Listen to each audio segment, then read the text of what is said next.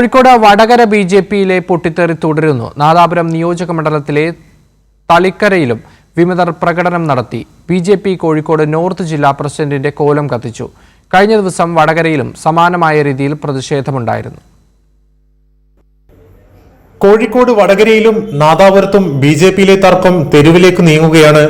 Kuttiadi തളിക്കരയിലാണ് BJP Kozhikode north ജില്ലാ president Praful കൃഷ്ണയ്ക്കും നേതൃത്വത്തിനുമെതിരെ പ്രവർത്തകർ പ്രതിഷേധം നടത്തിയത്. നിയമസഭാ തെരഞ്ഞെടുപ്പിനോടനുബന്ധിച്ച് കുറ്റ്യാടി, വടകര, നാദാപുരം മണ്ഡലങ്ങളിൽ വിഭാഗീയത രൂക്ഷമായിരുന്നു. നാദാപുരം മണ്ഡലത്തിൽ പത്മകുമാർ എന്ന വ്യക്തി വിമത സ്ഥാനാർത്ഥിയായി പത്രിക സമർപ്പിച്ചിരുന്നു. കഴിഞ്ഞ ദിവസം 9 പേരെ ബിജെപിയുടെ പ്രാഥമിക അംഗത്വത്തിൽ നിന്ന് പുറത്താക്കിയിരുന്നു. ഇതോടെയാണ് പ്രതിഷേധം തെരുവിലേക്ക് വ്യാപിച്ചത്. തളിക്കര അങ്ങാടിയിൽ പ്രകടനമായി എത്തിയ പ്രവർത്തകർ ബിജെപി നോർത്ത് ജില്ലാ പ്രസിഡന്റിന്റെ കോലം കത്തിച്ചു. വരും ദിവസങ്ങളിൽ മണ്ഡലത്തിന്റെ എല്ലാ പഞ്ചായത്ത് കേന്ദ്രത്തിലും പ്രതിഷേധം നടക്കുമെന്നും പാർട്ടി വിടാൻ 100 കണക്കിന് പ്രവർത്തകർ തയ്യാറായി വരുന്നതായും പ്രതിഷേധക്കാർ അറിയിച്ചു. കൈരളി ന്യൂസ്, കോഴിക്കോട്.